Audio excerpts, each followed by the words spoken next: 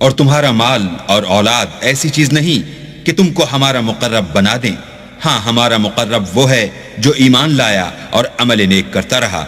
ऐसे ही लोगों को उनके अमाल के सबब दुगना बदला मिलेगा और वो खातिर जमा से बाला खानों में बैठे होंगे। जो लोग हमारी आयतों में कोशिश करते हैं कि हमें हरा दें, वो अजाब में हाजिर किए जाएंगे। कह दो कि मेरा परवरदिगार अपने बंदों में से जिसके लिए चाहता है रोजी फराख कर देता है और जिसके लिए चाहता है तंग कर देता है, और तुम जो चीज खर्च करोगे वो उसका तुम्हें एवज देगा। वो सबसे बेहतर रिस्क देने वाला है।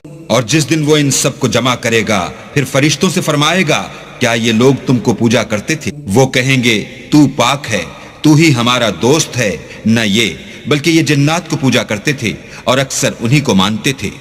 तो आज तुम में से कोई किसी को नफा और नुकसान पहुंचाने का इख्तियार नहीं रखता, और हम जालिमों से कहेंगे कि दोजक के अजाब का जिसको तुम झूठ समझते थे मजा चख